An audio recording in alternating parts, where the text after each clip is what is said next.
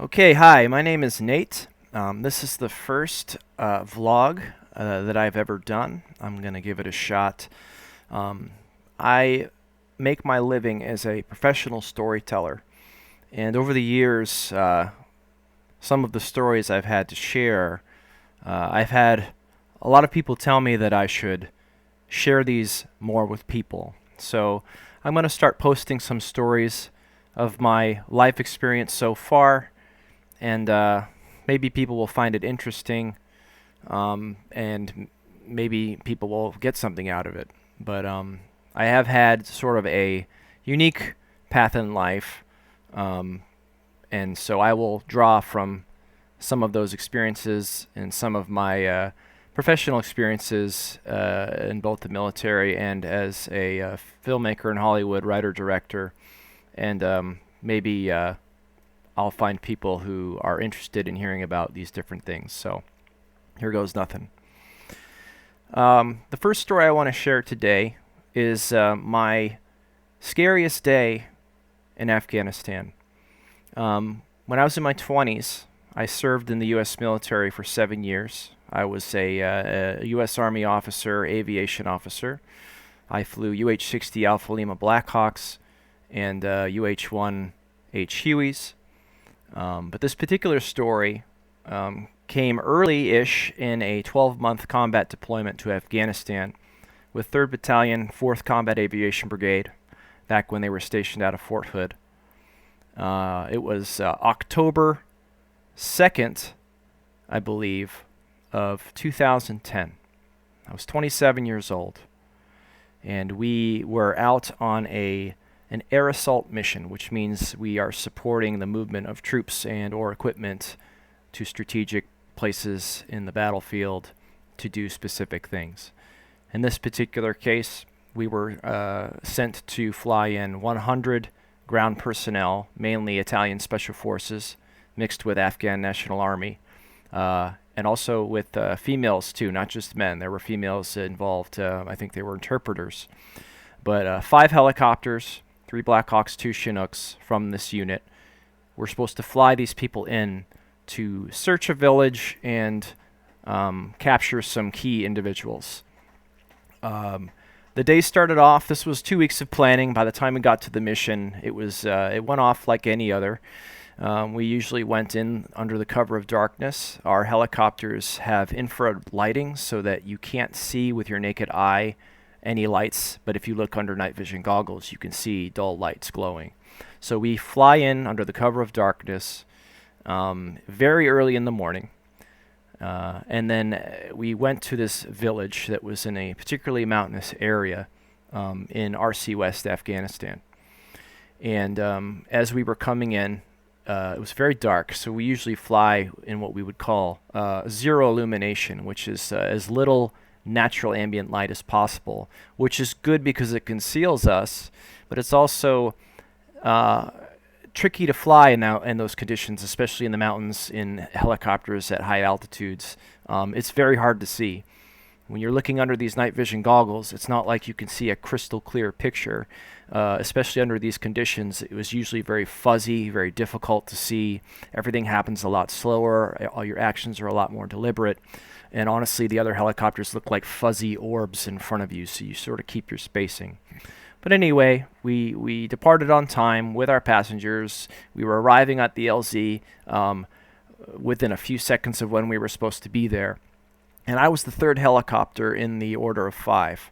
I was the pilot in command of my aircraft, which means I was responsible for the other pilot and the crew, 2 door gunners, enlisted personnel behind us, and then all the passengers and everything that happens on that helicopter. Well, as we were landing, the other helicopters were departing after they dropped off their passengers.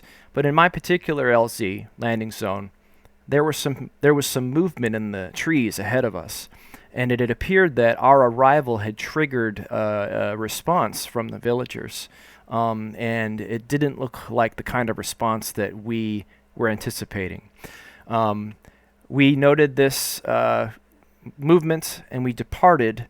And as soon as we departed, the troops that we had just dropped off were engaged in a firefight with those people that we had seen. Now, our mission was to leave and go back to a nearby airstrip at Kuala Na for a refuel and to stand by just in case there was an emergency. And then we would cycle back to our base, and the next shift crews would go out later on and pick them up. So as we were making our way to the airstrip, there were 2 Apache gunships on station that were providing assistance to the personnel on the ground. And I remember as we were waiting at the airstrip, and again, it was just another Tuesday morning. It was a beautiful sunny day in Afghanistan, not a cloud in the sky, and we were still early in our deployment. We hadn't really encountered anything too crazy yet. But we were monitoring on the radios the situation that was becoming increasingly worse. What had happened was the village that we had inserted our troops in, they had called other villages, and suddenly there was this rally of Taliban troops to that area to defend themselves and to defend whatever it is that they had going on there. So suddenly our troops on the ground had become overwhelmed, and listening to them on the radio, becoming more concerned and more panicked, and the Apaches having multiple engagements, we realized that we might actually have to do an emergency extraction. So our air mission commander, which was our task force commander at the time, a lieutenant colonel, I was a captain, 27-year-old captain, we took off and we flew to a holding point outside of the valley where they were. And let me tell you, this area where we had dropped them off was like a bowl. It was a massive canyon with really no way out except for, one way in and one way out. It was like this deep crevice. And so we're holding about a mile away, and we're just listening as the ground radio, becomes worse and worse. We can hear gunfire, we hear shouting, we hear desperation, and the situation was becoming more and more dire. All the while, we're running closer and closer to our crew endurance limitations, so we can only fly a certain amount of hours before we have to go home. And those are limitations that came out of the Vietnam War, where we were overflying air crew members and having accidents. So we were getting close to our limits. We were already getting, close to a 12-hour day, and we were running out of gas. And I remember there was a certain point when we had to do something or go home, and we needed special permission to go in from higher because the conditions on the ground were deemed beyond the reasonable conditions for us to go in, and they were beyond our risk limitations. Let's just put it that way. We also had one of our Apache pilots, a Dishka round, a surface-to-air weapon, a machine gun basically. A bullet impacted his side Kevlar plating panel that you pull out to the side for minimal the protection that you have.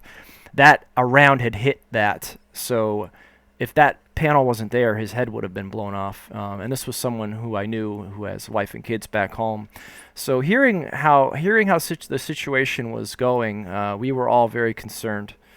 But because we needed special permission, our air mission commander asked each pilot in command to discuss with their crew briefly and get back to him on whether or not we would basically volunteer to go in. And I remember went down the line, and I remember there was a heavy silence among my crew. It was very obvious that we couldn't leave these people behind. It just wasn't the right thing to do.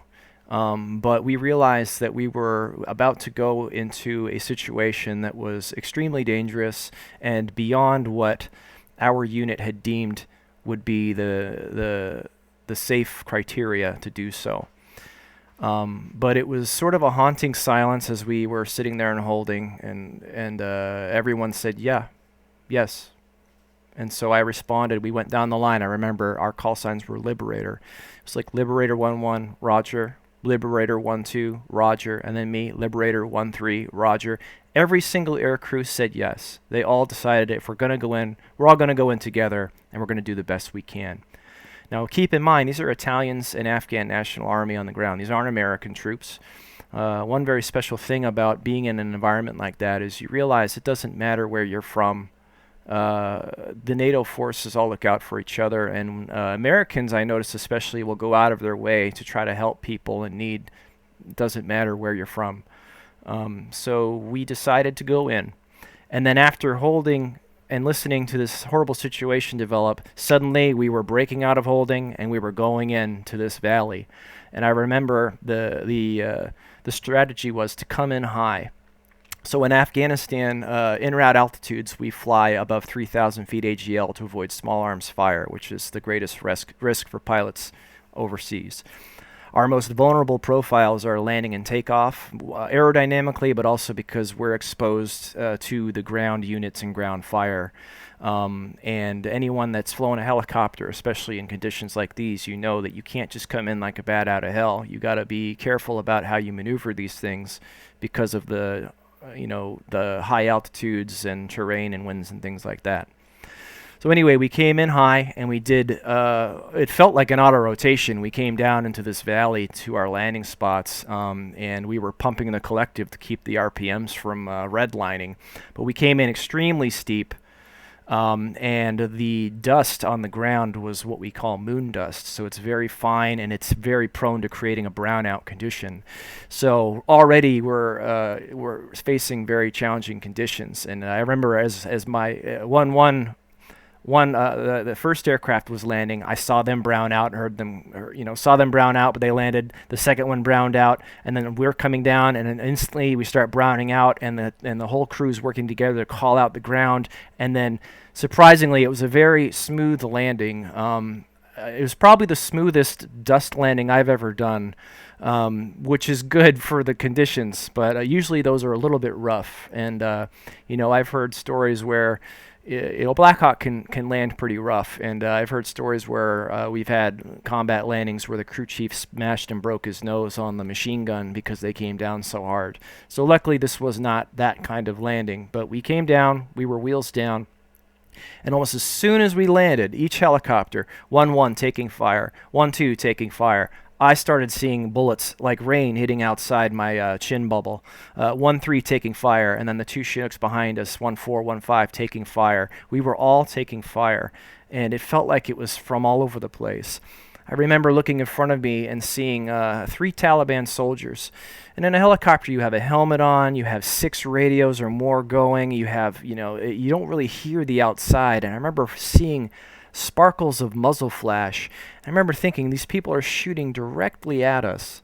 And any second, I could take a bullet in the mouth or something. Like, I'm just looking at this, and you just feel so vulnerable as you're waiting for your troops to arrive. And, I was giving my crew directions on where to return fire, but it was very chaotic. And I remember the aircraft in front of us, I saw the door gunner do a sweep with his machine gun, and I saw those 3 personnel drop behind the wall. So they were no longer a threat, but it was very surreal. We had the Apaches flying overhead, doing their gun runs, launching rockets and 30mm rounds at the enemy on the ground, and you would just see these streaks going through the sky, and these Apaches sort of coming in on their gun runs, and you just hear these muffled booms that would sort of rattle your bones as you're sitting there. And then one of the Apaches ran out of ammunition, and they called Winchester. So we actually had pulled 2 other Apaches from the day crew onto station. So we had 4 Apaches on station now. One of them ran out of ammunition, and we still felt a little bit over our heads. The first 2 helicopters loaded fairly quickly, and they took off. Our orders were, once you're loaded, get out of there. So they took off. They all took rounds as well.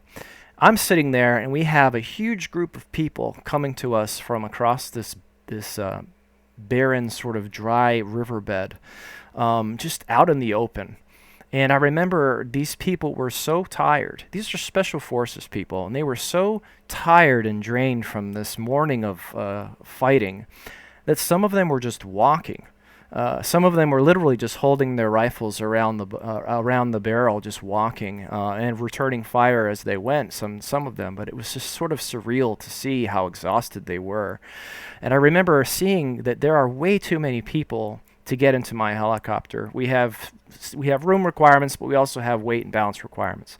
Well, we had a gaggle of people outside the right door trying to get in. And I remember I told my young crew chief on the right side, I said, dismount and sort it out. And this is a young 20-something-year-old kid. No problem. He jumped out into this sort of nightmare. And I remember looking back and seeing him grab one of the Italian, I think Italian major by the scruff of his blouse and pull him. And I remember nose to nose, and he was shouting and pointing, telling that guy where he needed to take the rest of his team. And so he took charge and sorted it out. And there were, I was busy sort of monitoring the situation. My left door gunner was returning fire to an enemy that we really couldn't see. And so eventually we were getting the packs loaded and we're getting light on the wheels, getting ready to go. We actually were already light on the wheels because my co-pilot had the idea to sort of kick up some dust to make it harder to see us. So as soon as we were loaded, we started getting mortar attacks. And if you're on the receiving end of a mortar, it's a very scary experience. I remember we heard this extremely loud explosion. And it was so loud that it made the concussive blast made my teeth and like my orifices pulsate from like the movement of air from this explosion. And I remember my co-pilot, he looked out his door and he said, we're getting mortared. So they're bracketing us to mortar us. And the longer we sat there, the easier it would be for them to get a beat on us. So as soon as we were loaded, we started flying out of there. And the thing is, when you have a fully loaded helicopter at high altitudes, you can't just rip out of there like a bat out of hell. You got to sort of milk it into the air, finesse it, and get it going. And unfortunately, the only way we could go was straight ahead where the other two helicopters had departed, because this place was a massive canyon. So the enemy knew that we'd probably go that way. And I'm the third guy out, minutes behind the first two. And I'm just thinking these guys are going to know where we're going and they're going to be better prepared for us to come. So as we're flying out of this situation and we're doing our best to keep the helicopter in parameters, we start getting declarations of heat signatures. Basically, we're getting alerts that there might be RPGs or heat signature sources of a significant amount beyond small arms being fired at us. And the thing is, you can't really track an RPG, and an RPG is not guided. So I was calling out the direction of where these things were coming from, and the crew was looking, and we were just hoping that nothing hit us. And also, as a helicopter pilot, you're constantly anticipating something to go wrong. If you lose an engine or lose the engines, you have to react within moments to recover that helicopter and do an auto rotation or something like that. So we're talking very high stress levels here. And on the way out, we're getting these declarations, waiting for an impact, and then eventually we climb out and we realize we're free. We're out. The other two Chinooks eventually made it out, and as we were rendezvousing to go back to the airstrip to then rendezvous with medevacs for our wounded because some of the people had been shot, we came up short on the head count. And just coincidentally, my air mission commander tagged my helicopter to be the one on standby to go back. And I remember it was the last thing that any one of us wanted to do was go back in that canyon.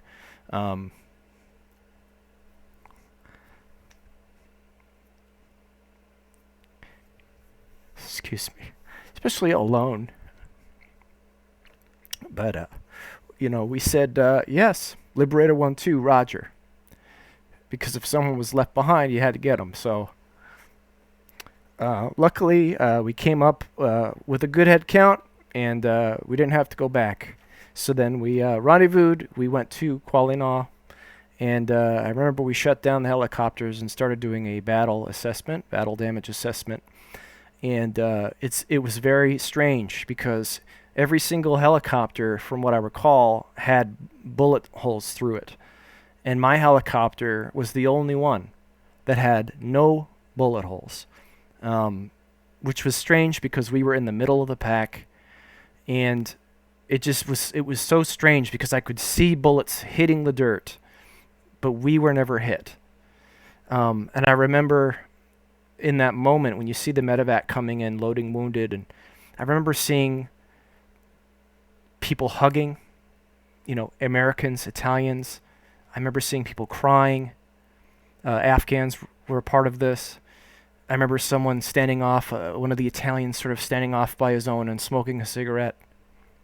It was just very surreal, and you just felt very close to everybody. Um, and I remember later on, we eventually got home, and later on, the unit was given a Valorous Unit Award for that particular mission, and we received awards ranging from air medals with valor to the air medal, the Distinguished Flying Cross, which is the highest award in aviation.